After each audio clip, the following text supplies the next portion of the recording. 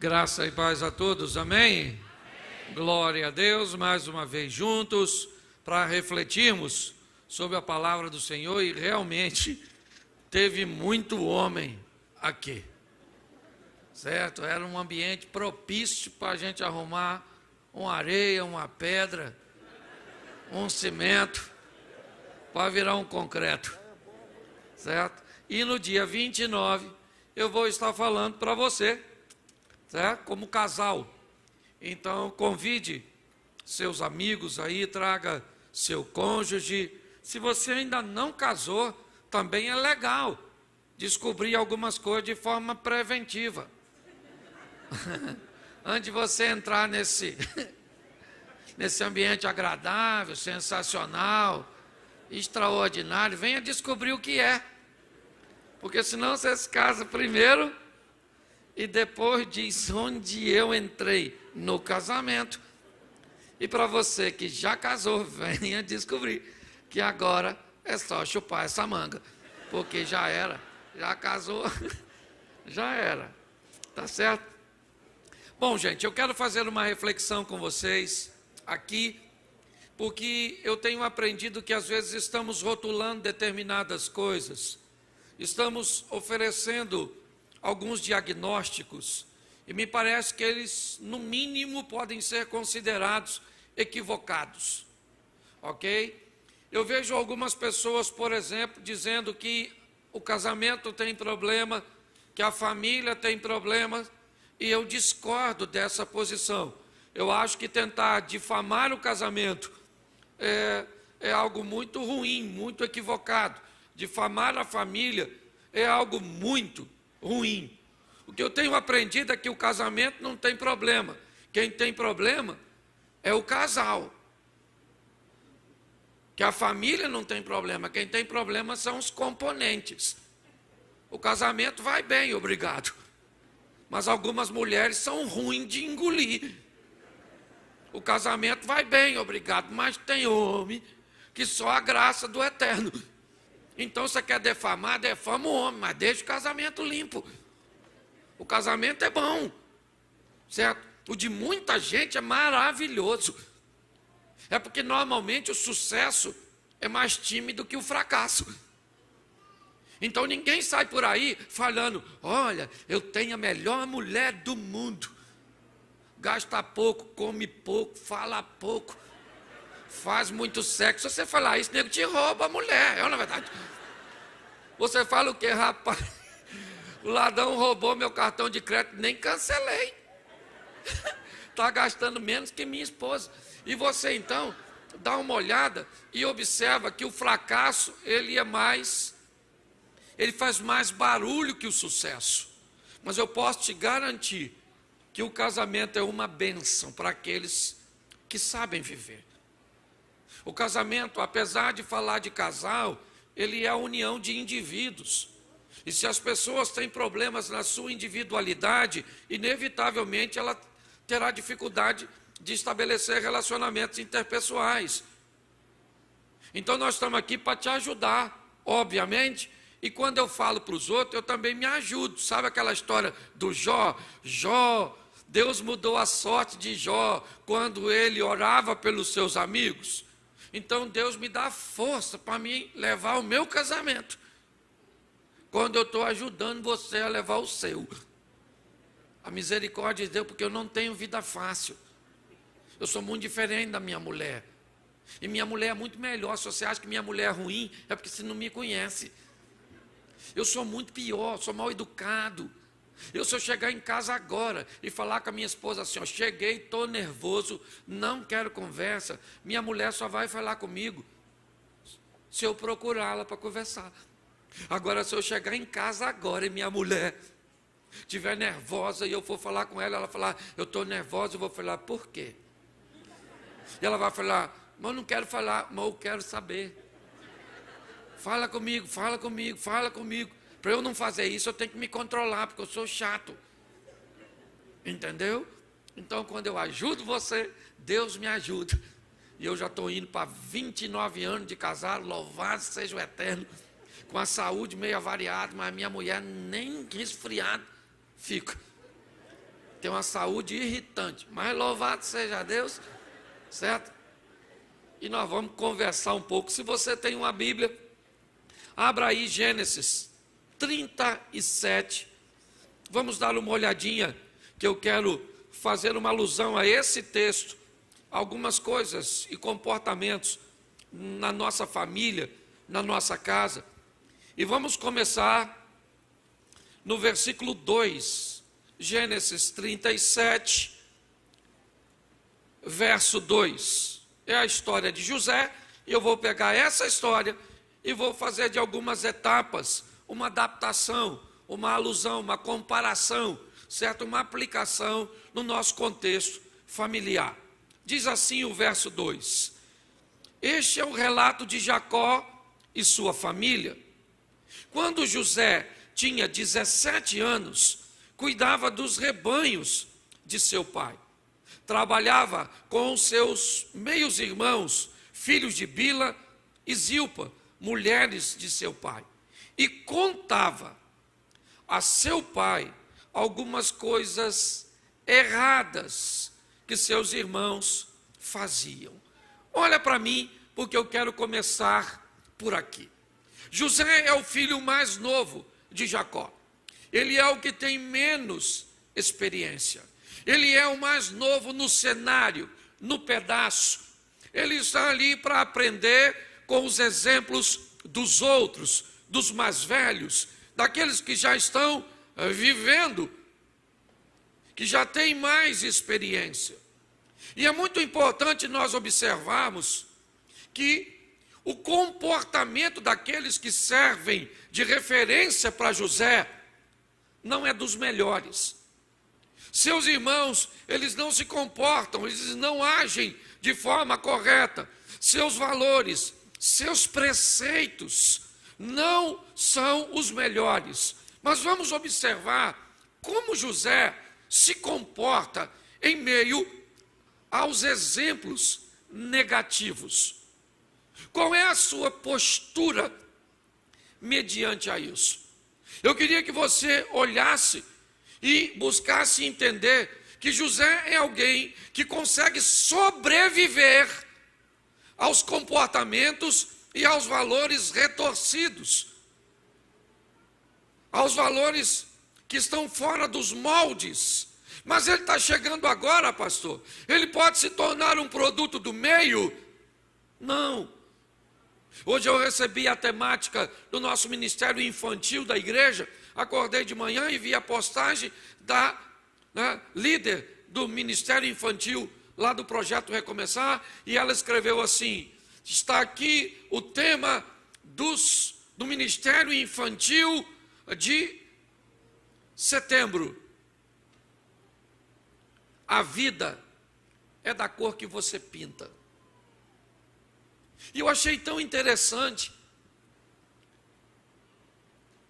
a liderança da escola das crianças mostrar que, ou responsabilizá-la por suas ações, dizendo a elas que a vida vai ser da cor que ela resolver pintar, jogando responsabilidades na mão das crianças para que elas aprendam a decidir, a tomar decisões, a fazer escolhas. O que nós estamos vendo é esse camarada, sim, num ambiente ruim, onde os exemplos são negativos.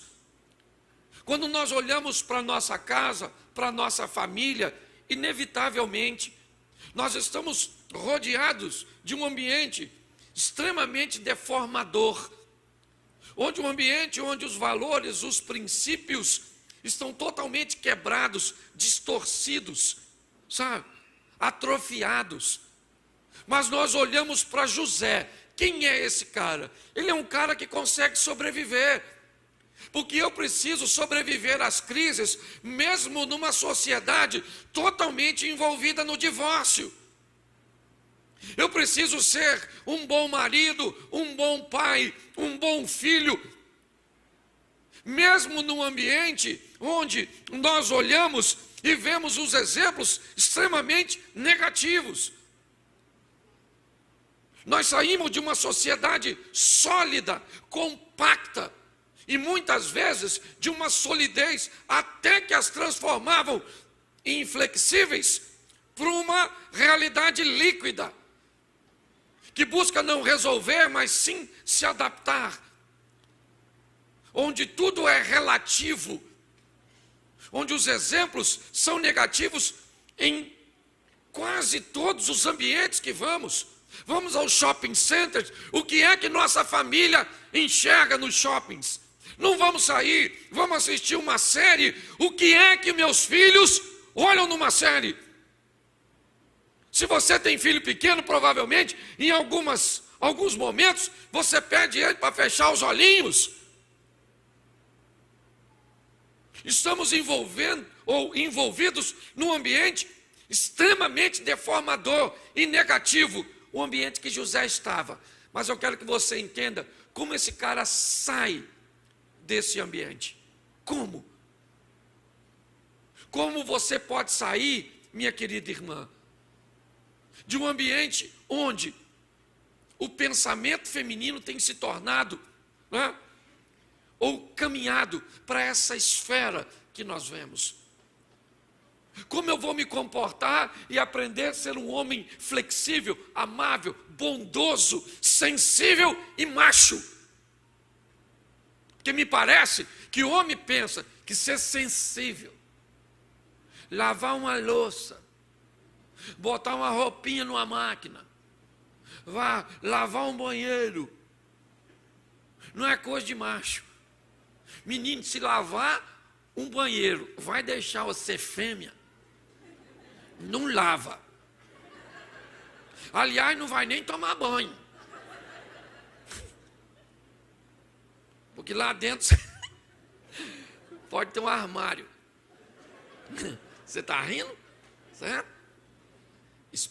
Entenda só, nós precisamos sobreviver a tudo isso. E isso não é para todo mundo, não. Está assim de família se deformando, se degradando nesse ambiente que nós estamos vendo. Eu quero usar esse exemplo de José porque ele olhava para cá, o exemplo é ruim, ele olhava para lá, o exemplo é ruim, mas saiba de uma coisa, nós não precisamos ficar olhando para o lado. Nós temos valores e princípios, e os céus, ou dos céus, vem a nossa referência. Então a nossa família não é qualquer uma. Os outros estão divorciando, mas eu não vou divorciar. Ah, você não sabe o dia da manhã, e nem você, ele ainda não chegou. Enquanto eu puder, eu vou com aquela mulher minha. É a melhor mulher do mundo? Não é. E por que ela é casada comigo e eu sou casado com a mulher que não é a melhor do mundo? Porque eu também não sou. Mas eu vou com ela, desafiador. E o outro divorciou. E o outro adulterou. Conhece o pastor que pegou a irmã? Conhece? Pois é. Eu sou pastor e não peguei irmã nenhuma, a não ser a irmã Mary, louvado seja o Eterno. Também não vou fazer propaganda contra a minha irmã Mary, eu pego. Não com a frequência que gostaria. Deus. Ok? Mas o que eu quero que você entenda é que os exemplos estão aí ao seu redor. Está na faculdade, está lá no local onde você frequenta, né? Seja no campo de futebol onde você vai jogar sua bola, a senhora vai lá para fazer o seu cabelo lá no salão e as donas estão lá falando tudo. Eu não frequento, mas eu pesquiso. E eu sei as conversas que saem. Coisa que nós homens não conversa. O mundo mudou. Mas eu aprendi uma coisa, sobre todas essas coisas nós somos em Cristo mais do que vencedores. Então, os exemplos são negativos, sim ou não? Mas a referência é positiva. Nós temos a Bíblia por referência. Eu gosto de José porque ele segue esse padrão. Ele está num ambiente onde os exemplos são negativos, mas ele permanece firme. Posso ouvir um amém? Segunda coisa que eu quero mostrar para vocês aqui. O texto diz assim, no verso 5. Certa noite José teve um sonho e contou aos seus irmãos e o odiaram ainda mais. Deixa eu falar uma coisa para você. Sabe qual é um erro gravíssimo aqui do José? Contar as coisas para pessoas erradas. É muito importante você ter o cuidado de selecionar as pessoas que você vai abrir o seu coração, contar seus sonhos, contar seus problemas. Muitas pessoas se decepcionam até mesmo no ambiente gospel, na igreja, quando conta alguma coisa para alguém e acaba vendo suas informações particulares vazarem e ficam revoltadas. Eu quero ir embora dessa igreja porque só tem fofoqueiro. Lembra que essa informação saiu da boca do líder dos fofoqueiros. Pastor, mas como é que eu faço? Seleciona! Não sai confiando em todo mundo, não. Entendeu? Nós temos que aprender isso. Como é que seleciona? Vou te ensinar. Escolhe aquelas pessoas que parecem confiáveis. A Bíblia diz fugir da aparência do mal. Então você dá uma olhada naquela pessoa. Parece séria. Parece. Você ainda não sabe. Então o que é que você vai? Vai para ela e conta um segredo que não é segredo. Mas tu diz que é. Ou eu vou te contar um negócio aqui, mas pelo amor de Deus, não conta para ninguém. Esse é o texto básico. Entendeu? Porque isso não pode vazar. E sai de perto. Procura outra que é confiável, que você acha, e conta outro segredo. Distribui uns 5 segredos que não são segredos. E vê se vaza. Vazou, você diz. Não serve, não serve, não serve, não serve. Ah, fulano falou, eu já estou sabendo. Às vezes eu faço assim lá na igreja. E já me dei mal. Quando eu vi uma pessoa muito assim, ó. Eu achava confiável. Menino. Não guardava nem dinheiro e ia guardar segredo. É ou não é verdade? Mas já vi muita gente com temperamento totalmente espalhafatoso, brincalhão, levar a coisa para o túmulo. Então cuidado para quem você conta. Cuidado. Tem gente que chega na fila do banco, só vê um. Nossa, estou numa luta tão grande, moço. Eu queria que você entendesse uma coisa muito importante nesse ambiente. É muito importante, muito significativo que você entenda uma coisa. O processo seletivo é uma das coisas mais importantes que nós podemos fazer para ter uma vida tranquila. Eu tenho falado isso o tempo inteiro. A Bíblia diz que eu tenho que amar a todos sem distinção. Isso é um mandamento. Mas as pessoas, para fazerem parte da minha intimidade, as pessoas para entrarem no meu círculo de amizade, para frequentar a minha casa, e mesmo aquelas que frequentam a minha casa, para ouvir dos meus lábios a minha intimidade, não é qualquer um.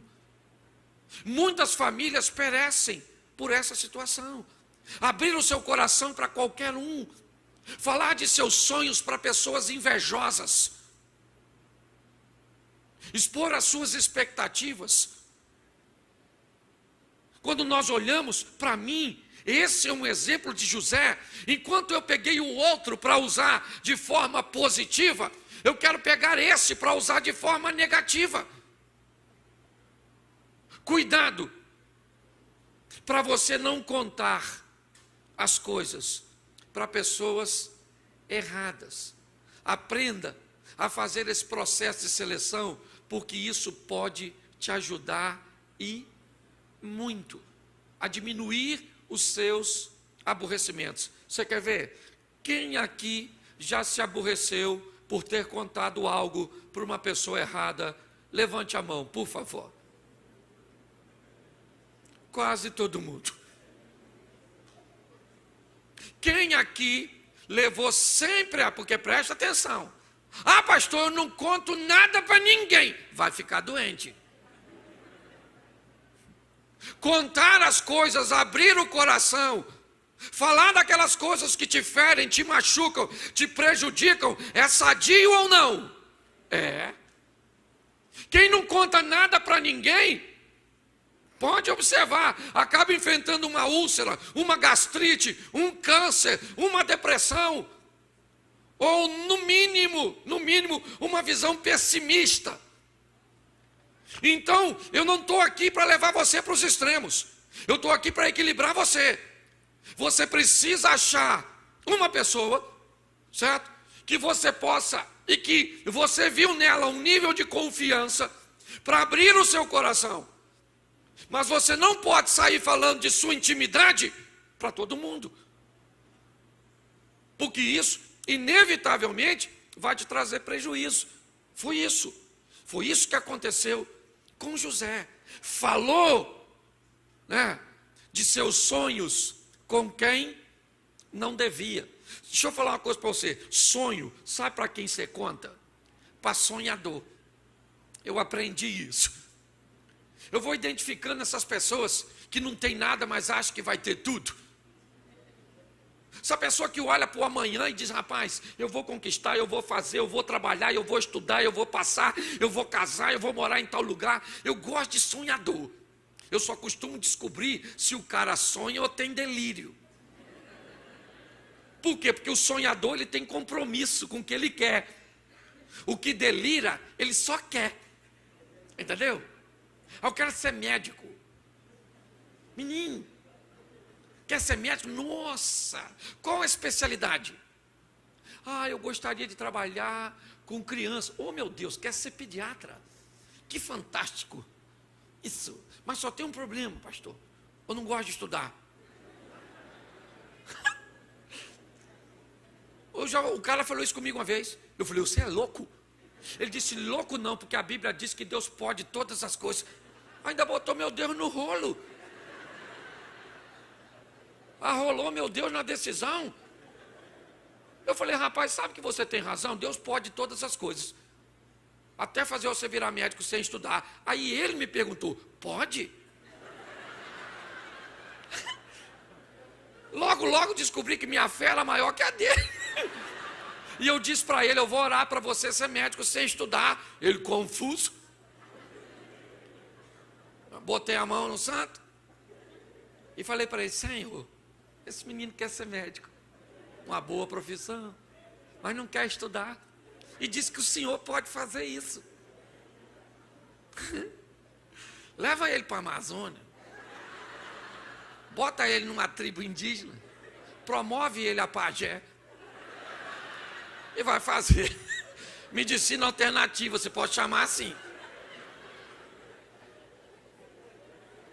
Querido, você tem que descobrir primeiro que quem sonha e quem delira. Entendeu? Você vai namorar um rapaz, aí você quer saber sobre o futuro dele. Aí ele te diz que quer trabalhar na NASA. Cuidado para você não casar com ET, querido. Entendeu? Querido, você quer alcançar? O que você faz para chegar onde você quer? Qual é o caminho? Qual é o seu trilho? Cujo qual você está preso para não se desviar nem para a direita e nem para a esquerda para chegar onde quer. Depois que você descobrir que a pessoa é sonhador, aí você conta o seu sonho. E o comportamento de sonhador, quando você conta o seu sonho, é assim, ó. O que é isso? É postura de quem está esperando você acabar para contar o dele. Isso é maravilhoso. É extraordinário. Agora, quando você fala assim, ó, para quem não sonha: nossa, eu ainda sei que vou achar um homem bonito, inteligente, rico, romântico, fiel. Fala isso para uma mulher que não sonha. Ela vai falar: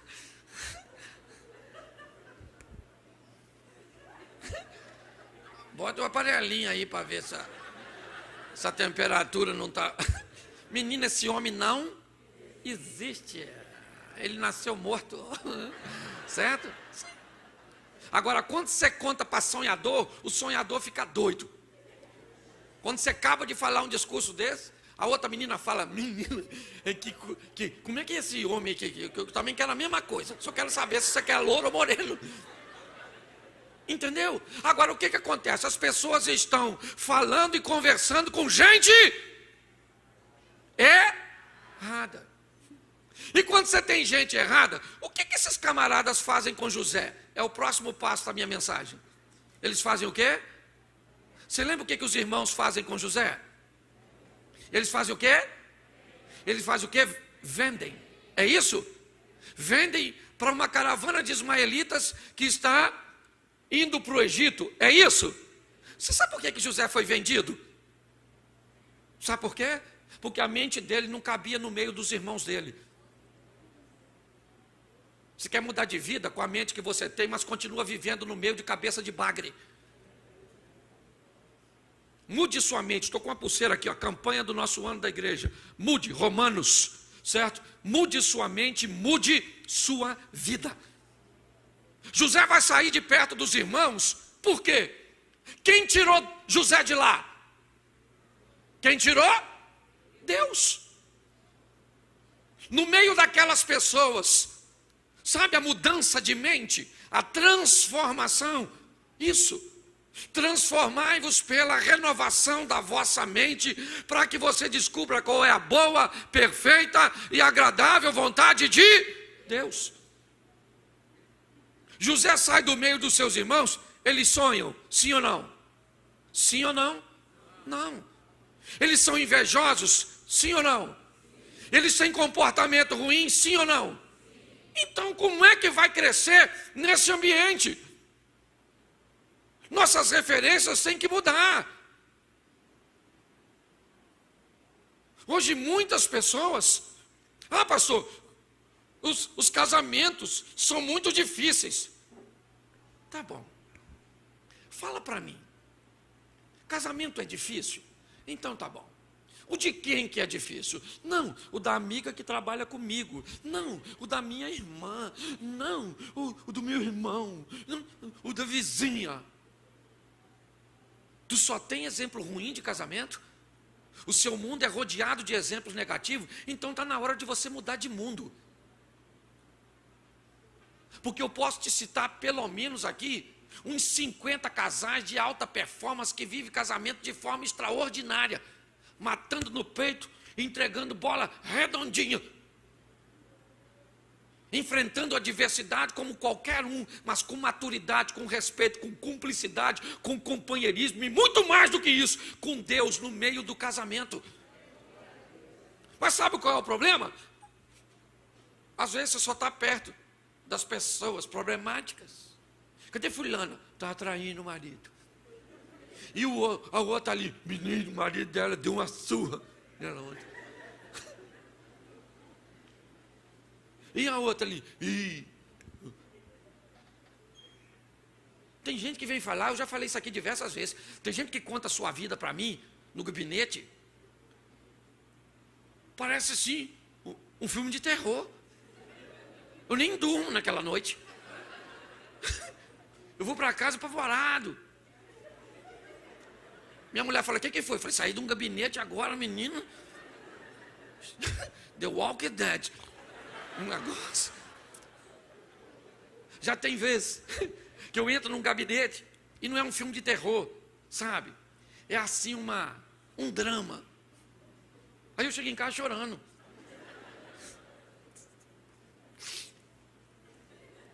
A mulher fala, o que foi, amor? Eu falei, menino, tem um Rivotril aí. Se calmar.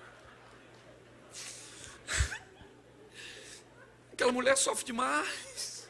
Isso é sofrimento. Perguntei a ela quantos anos, ela falou sempre.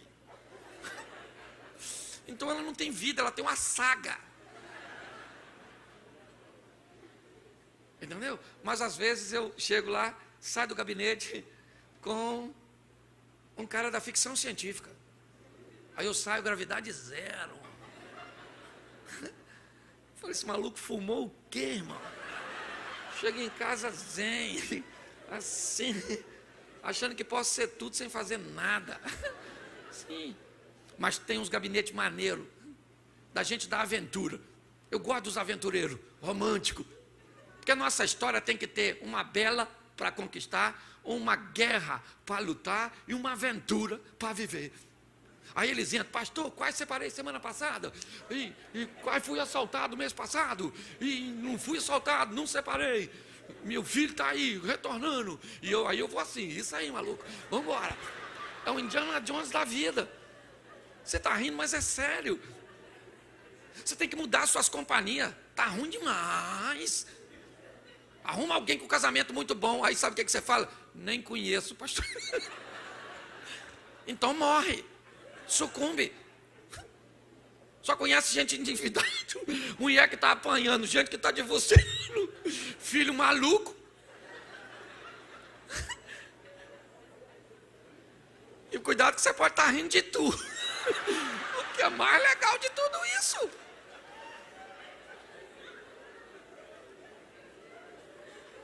Você está entendendo? José é alguém que vai sair do meio daquele povo, do meio daquela influência, do meio daquela mente negativa. Meu irmão, você não vai divorciar porque Deus está no seu casamento. Seu marido vai ser liberto porque Deus está lá. Você não vai perder seu filho para o inferno porque Deus está lá. Muda essa mente sua. Se mistura com o povo meio. Oh, meu Deus do céu. Jesus, tem hora que eu fico traumatizado. Sai da igreja com a mão na minha cabeça, Senhor. Pulsa os pensamentos negativos. Sim, eu gosto disso. E agora ele está onde? Ele está lá no Egito. Sim ou não? Sim ou não? Os cabeças de baga estão perto dele? Não, ficaram para? Ele é um sonhador? Sim ou não? Tem boas referências? Sim ou não? O texto diz que Deus está com José no Egito. Ele queria ir para o Egito, mas ele foi. Mas ele queria ir, mas ele foi. Mas ele queria ir, mas ele foi. Mas ele queria ir mesmo, mas ele foi. Sabe o que isso indica? Que às vezes a vida vai levar você para lugar que você não quer ir. Mas quando a vida te levar para lugar que você não quer ir, leve Deus como seu companheiro de viagem. Ele não queria estar lá, mas pastor não queria estar casado com esse homem.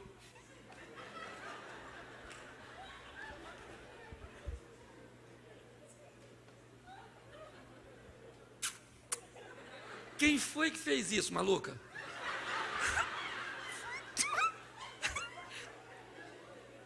Se seu marido é ruim, eu queria lembrar você que ele é uma escolha sua. E sua mulher também. Então deixa eu falar para você, não queria estar nessa família, não queria ter nascido com esse tipo de cabelo, não queria os olhos dessa cor, não queria ter esse peso, não queria ter isso, não queria... Pois é, gente, mas tem. Mas está. O que eu faço então? Eu levo Deus para a minha vida, porque Deus tem o hábito de mudar a história das pessoas. E com quem eu vou andar? Com quem gente está né? Com gente que Deus está mudando a vida ou já? E quem não quer mudar? Fica para lá. Já falei isso aqui, ó, muitas vezes. Eu moro em Xerém, 51 anos, louvado seja Deus. Uma grande metrópole, lá em Duque de Caxias. O filme do Homem-Aranha foi gravado lá, Arranha-Céus. Um negócio extraordinário. Mas presta atenção, quando eu era garoto, meu pai com aquele montão de relacionamento irresponsável, minha mãe uma menininha, me deram para um montão de gente, eu 17 anos de idade, doido para namorar, irmão. Mas a cidade era muito pequenininha, se hoje já é pequeno, antes era assim, bem pequenininho, que pode ter gente de Xerém assistindo. Bem pequenininho. Então todo mundo conhecia todo mundo, e ninguém deixava as filhas namorar eu. Porque o meu pai era ruim, um mau exemplo, mulherengo, certo? E eu não tinha onde cair morto, aliás, não tinha onde cair nem vivo. Entende? Morava numa casa tão pequena que para o sol entrar nós tínhamos que sair. Estou falando pra você. Dormia numa cama, às vezes dormia 2, 3 numa cama. Era tão apertado que nós sonhávamos o mesmo sonho, não tinha nem espaço para sonho diferente, não. Era mais ou menos a mesma coisa. Escute só.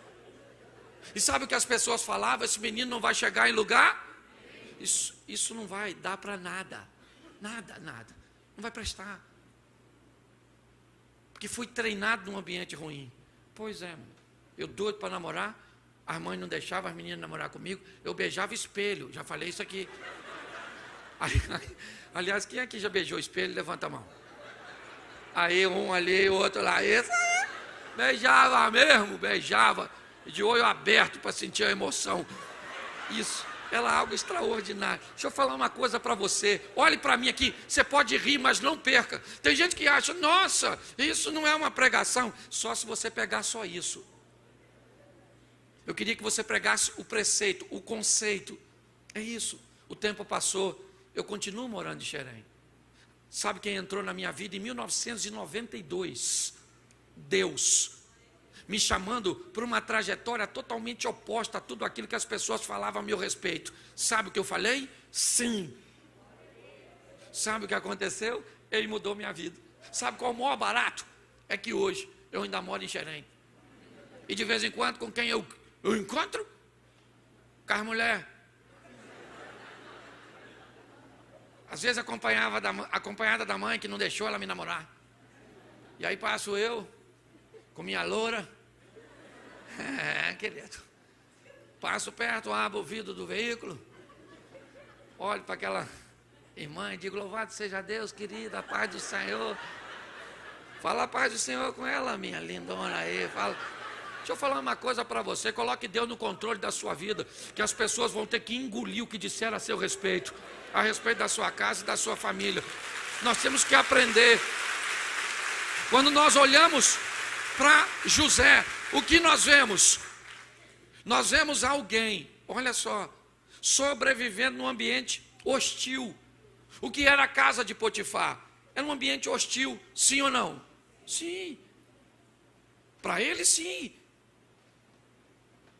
Um ambiente de prosperidade, é verdade, tudo que ele fazia enriquecia o patrão. Eu acho isso extraordinário, a maturidade desse cara. Ele vai ser rico, sim ou não? Sim ou não? Ele vai ser próspero? Ele vai ter esposa? Ele vai ter filhos? Precisou pegar a esposa dos outros? Precisou pegar o dinheiro dos outros? Precisou agir de forma incorreta? Porque se Deus estiver contigo, querido, ninguém tem poder para fazer a promessa dele não se cumprir na sua vida. Tudo que Potifar tinha, José teve muito mais, sem precisar meter a mão em nada do que não era seu. Parece que está demorando, para José também. Nós precisamos entender isso.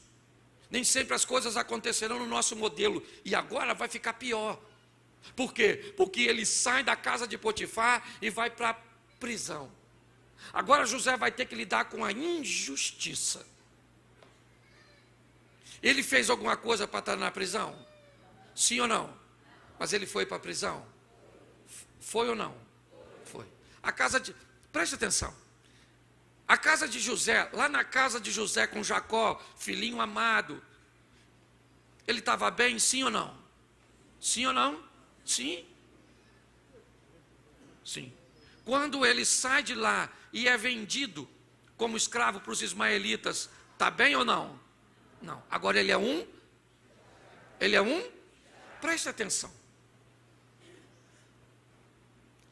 Escravo é o que as pessoas achavam que ele era. Ele nunca foi escravo.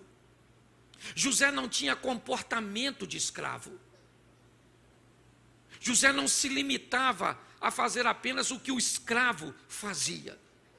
Deixa eu falar uma coisa para você. Ele era um escravo? Sim. No que diz respeito à nomenclatura. Mas quem diz se você é escravo ou não, não é você, ou não são os outros, é você. É você que decide. Sabe qual é o problema? É que as pessoas estão nos rotulando e parece que elas decidem quem nós somos. Isso tem que acabar. Você sabe o que para muita gente eu sou? Pode falar. Eu sou o quê? Um palhaço. Vai dizer que tu nunca ouviu isso. Quem levanta a mão quem já ouviu. Meu Jesus do céu. Não, agora eu magoei agora. Eu quero ir lá saber se as pessoas acham que eu sou palhaço ou não. Eu sei o que eu estou fazendo. O título que elas me dão, eu não recebo. Porque eu sei para quem eu estou trabalhando. Eu só fui chamado para fazer algo num modelo diferente. Então quer falar? Já me deu vontade de pregar com o nariz. Olha, a qualquer hora eu vou fazer. Aí o pessoal, agora é palhaço. Palhaço, pronto, palhaço. O bobo da corte de Jesus. Isso, tentando levar as pessoas para o reino de Deus. Sabe o que é mais maravilhoso num culto desse? É que tu tá alegre pra caramba, já riu pra caramba e seus problemas nem resolveu ainda.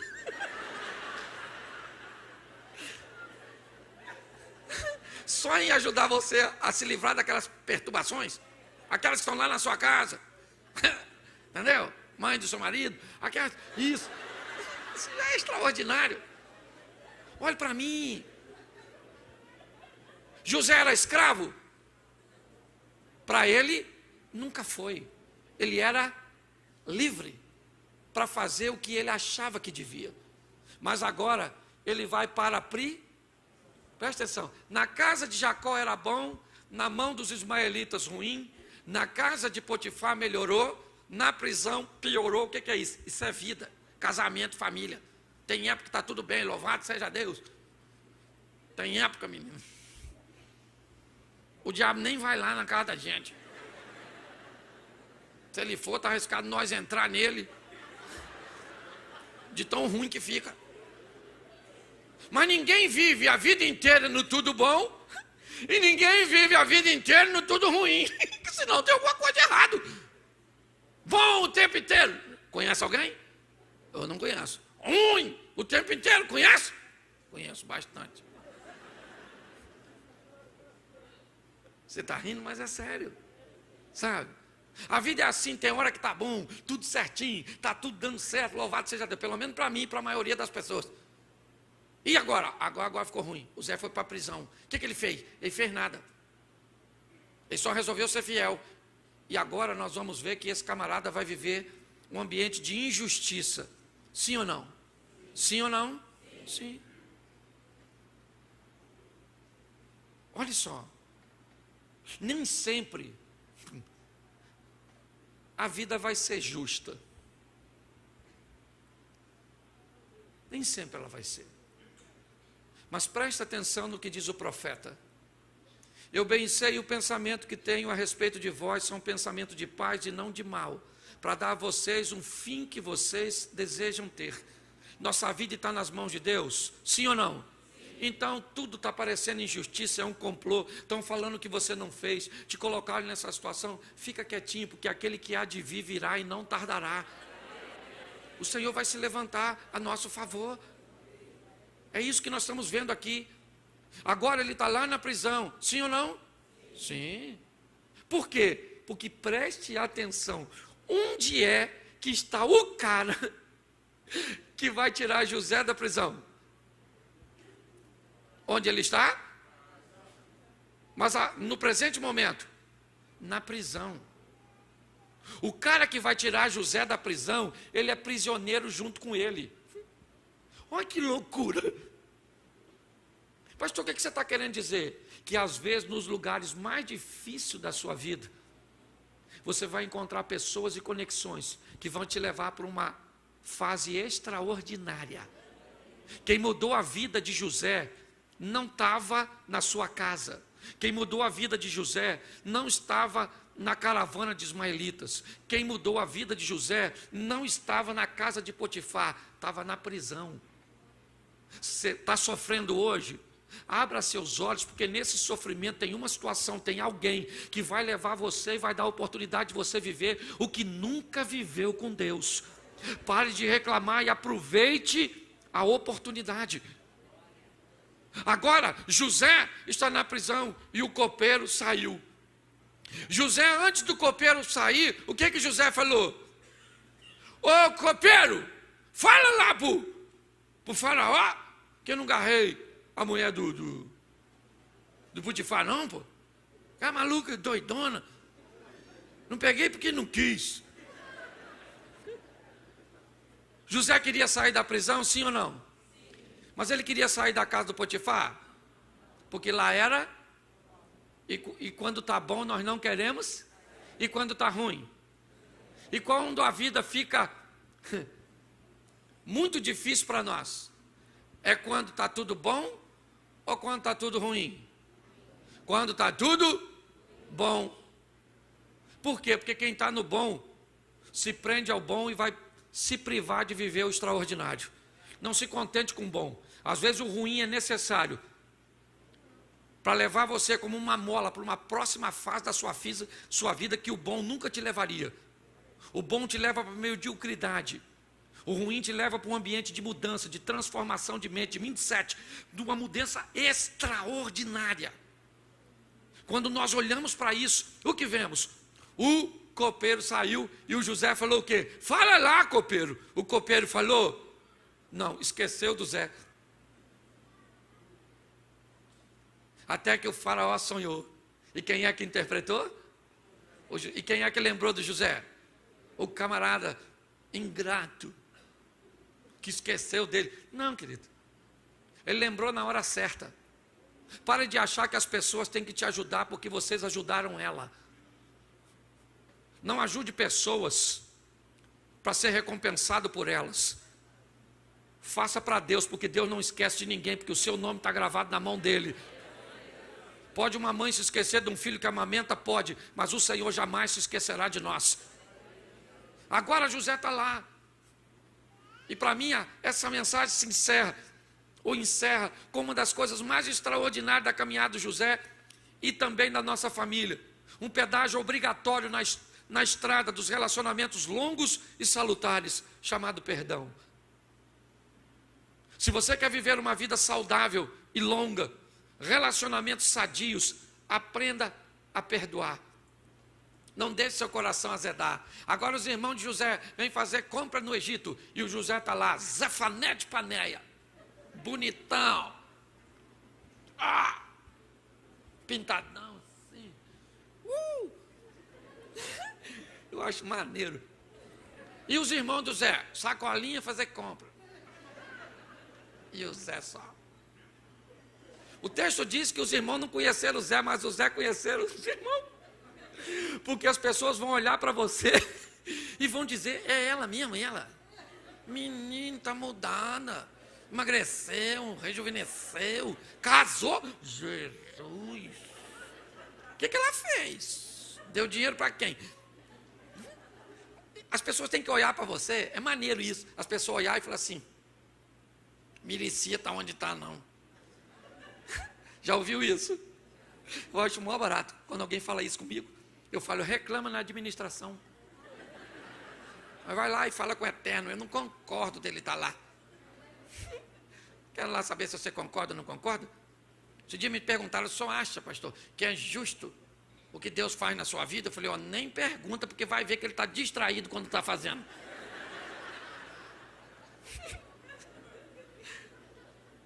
Você está rindo, mas é sério.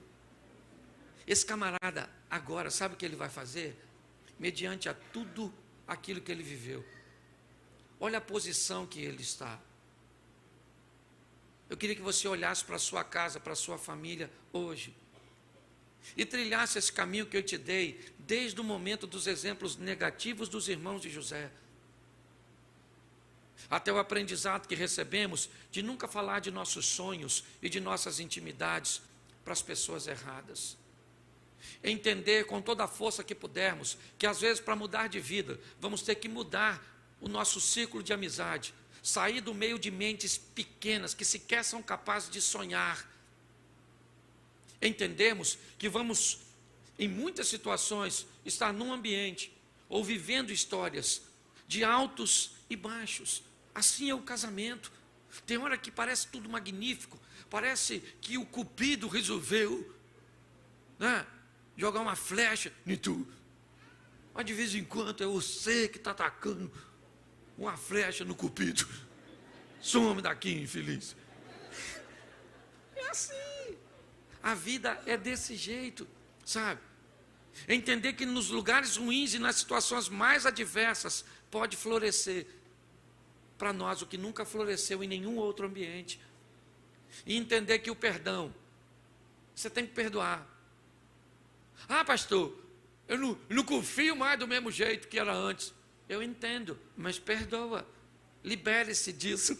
Estou falando para você depositar a mesma confiança de novo. Eu estou falando para você largar essas coisas, ser livre. E vá se divertir, por quê? Porque você está morrendo. Ah, pastor, eu não peguei Covid. Pois é, filho, mas você vai morrer. Assim mesmo. Sangue de Jesus tem poder, pastor. Tu é Highlander? Uma hora você vai morrer. E antes de você morrer, divirta-se. Com quem? Com essa pessoa que você casou. Pastor, está difícil. Eu lamento. Pastor, o senhor não conhece meus filhos, minha sogra. Eu não conheço, o ambiente é ruim demais. Pois é, lá naquele ambiente tem alguém que vai te promover. Então para de reclamar. Pega esse marido da senhora, sai daqui hoje, beija esse infeliz na boca dele assim. Isso. Quem é a mulher que está aqui? Já estou acabando, falta 4 minutos. Quem é a mulher que está aqui e o marido não está? Levanta a mão. Isso. Dever de casa para a senhora. Chega quando acabar o culto, a senhora chega lá e fala: ô querido, chega aqui. O que foi? Chega aqui, meu irmão. Aqui, pertinho de mim, irmão. Fecha os olhos. E lasca um beijo, mas lasca um beijo no homem. Até ele fazer isso, quando você soltar, ele tem que fazer assim, ó. E ele vai falar: o que é isso? Você ficou doido. Menino vindo de um culto agora. Doido era o pastor que pregou.